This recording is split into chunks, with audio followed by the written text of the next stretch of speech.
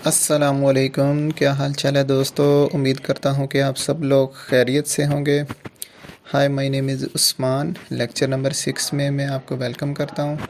Today we will discuss about data types, variable declaration, initialization in C. So let's start. तो सबसे पहले हम बात करेंगे डाटा टाइप्स के बारे में। डाटा टाइप्स इन सी में क्या होती है। तो डाटा टाइप्स क्या होती हैं। Data types are declaration for variables. जो हम वेरिएबल को डिक्लेयर करते हैं उसके लिए हम डाटा टाइप्स का इस्तेमाल करते हैं। और इसके बाद इसके साथ यूज़ होता है फॉर्मेट स्पेसिफायर कि जिस टाइप का डाटा होगा उसके लिए एक स्पेशल हमें फॉर्मेट स्पेसिफायर भी लगाना पड़ता है। तो फॉर्मेट स्पेसिफायर क्या होता है। Define the type of data to be printed on the standard output। ठीक है, तो इस लाइन का क्या मतलब है कि किस तरह का डाटा है हमारी आउटपुट को स्क्रीन पर प्रिंट करने के लिए, शो करने के लिए, कि हम अपने प्रोग्राम के अंदर किस तरह का डाटा यूज़ कर रहे हैं। ठीक है, फॉर्मेट स्पेसिफायर जो है इस चीज़ को जो है यकीनी बनाता है। अब देखें जैसे कि इंट है। इंट एक डाटा टाइप है फॉर इंटीजर्स। ठीक है, इंटीजर किसे कहते हैं, 1 2 3 4 इस टाइप का जो गिनती वाला डाटा होता है ना, उसके लिए हम इंट या इंटीजर इस्तेमाल करते हैं। ठीक है, इंट डाटा टाइप है और इसका जो पूरा नेम है, स्टैंड फॉर है, वो इंटीजर्स के लिए होता है। ये क्या होता है, 1 2 3 4 होता है।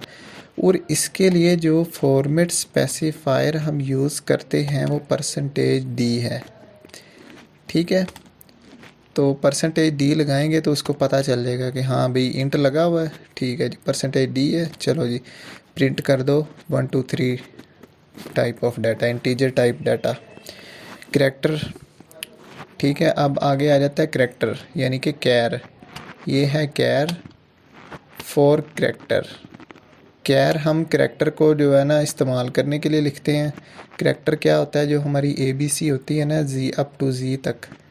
ठीक है, A एक अलग करैक्टर है, B एक अलग करैक्टर है, C एक अलग करैक्टर है। तो किसी भी करैक्टर को अगर हम अपने प्रोग्राम में यूज़ कर रहे हैं तो उसके लिए हम फॉर्मेट स्पेसिफायर C का इस्तेमाल करते हैं।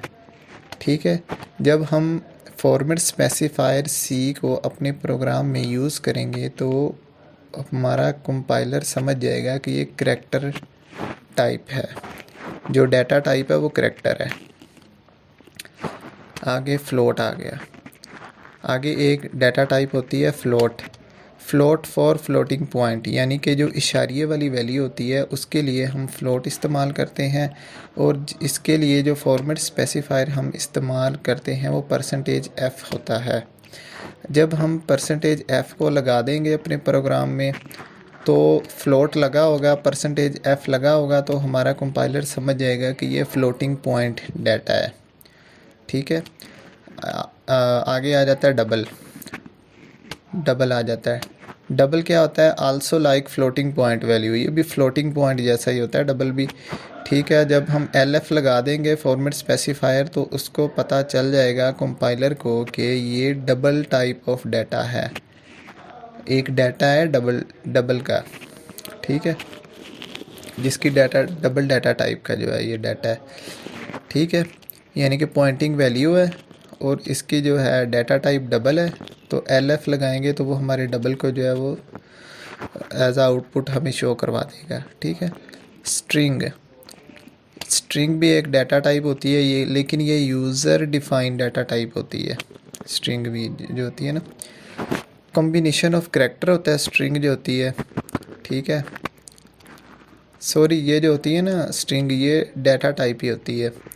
ठीक है, और ये कॉम्बिनेशन ऑफ करैक्टर होता है। और कॉम्बिनेशन ऑफ करैक्टर कैसे होता है कि U एक अलग करैक्टर है, S एक अलग करैक्टर है, M अलग है, A अलग है और N अलग करैक्टर है।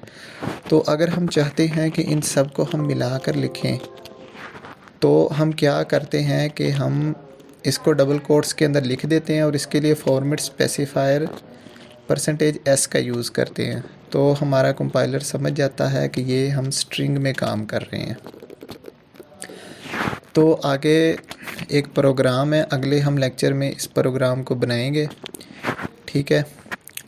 तो बैटरी लो होने की वजह से मैं ज़रा जल्दी कर रहा हूँ। तो क्वेश्चन नंबर 1 हमारा क्या है कि हैश इंक्लूड stdio.h, ये लाइन क्या होती है? ये होती है प्री प्रोसेसर डायरेक्टिव होती है, और आगे हमारा होता है इंट मेन।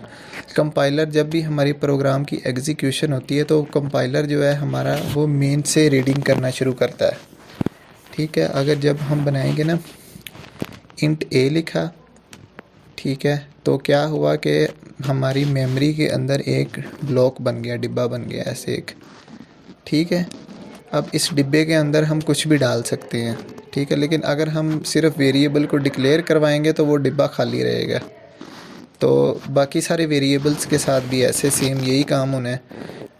कैर बी जो है, ठीक है, ये हमने डिक्लेयर करवाया है, तो ये क्या करेगा, यहाँ पे एक करैक्टर टाइप का जो है हमें यहाँ पे हमें करैक्टर टाइप का एक बॉक्स मेमोरी के अंदर बन जाएगा, उसके अंदर हम करैक्टर टाइप वैल्यू डाल सकते हैं। इसी तरह फ्लोटिंग पॉइंट, फ्लोट को जब हम फ्लोट सी डिक्लेयर करवाएंगे तो क्या होगा कि एक बॉक्स बन जाएगा खाली जिसके अंदर फ्लोटिंग टाइप वैल्यू आ सकती है, ठीक है। फिर एक डबल है, डबल के अंदर भी ऐसे ही होगा, डबल को डिक्लेयर कराएंगे, डबल का कीवर्ड यूज़ करेंगे और डी लिख देंगे, तो ये क्या होगा कि डबल टाइप ऑफ डाटा हम इसके अंदर स्टोर करवा सकते हैं इस बॉक्स के अंदर, ठीक है। अब आगे हमारा जो है स्ट्रिंग आ जाती है। स्ट्रिंग के लिए एक अलग मेथड है, हम कैर लिखते हैं, ठीक है, एसटीआर, क्योंकि ये कम्बिनेशन ऑफ करैक्टर होता है तो करैक्टर के लिए हम कैर यूज़ करते हैं। आगे स्ट्रिंग का नेम आ जाता है कोई भी, मैंने एसटीआर फॉर स्ट्रिंग के लिए लिया, और आगे इसका अंदर इसका साइज़ आ जाता है, ठीक है।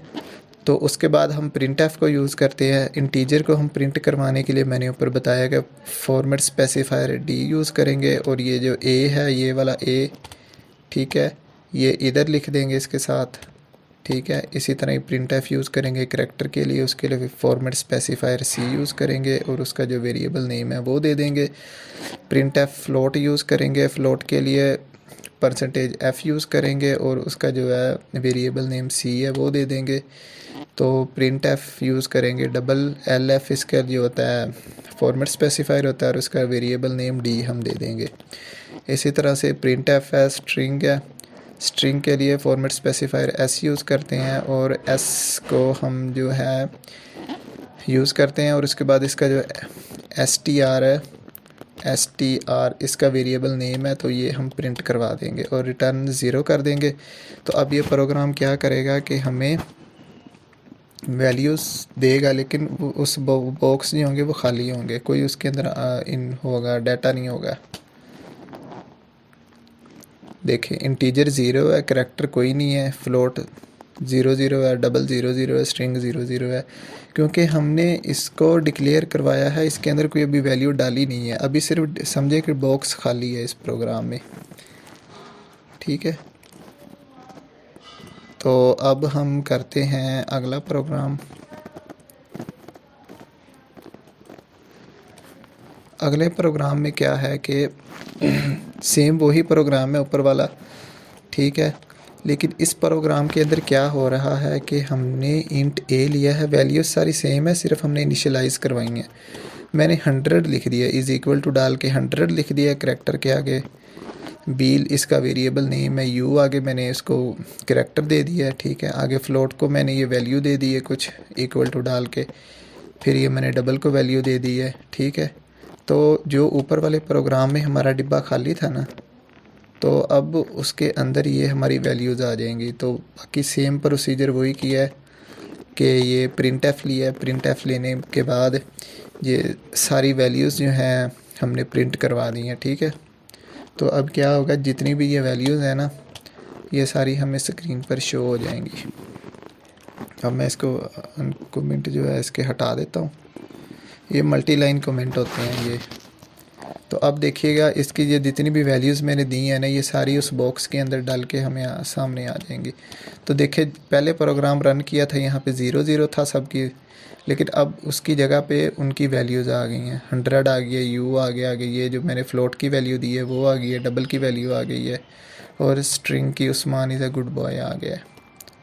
तो हुआ ये है कि ये जो डिब्बा बनता है ना खाली, तो जो हम इक्वल टू डाल के आगे वैल्यू देंगे वो उस बॉक्स में आ जाएगी। तो बस आज के लेक्चर के लिए लेक्चर में इतना ही। कल मिलेंगे इंशाल्लाह एक नए लेक्चर के साथ, और कल हम पढ़ेंगे कि variable rules for naming variables. ठीक है, तो आज के लिए इतना ही। खुदा हाफिज़।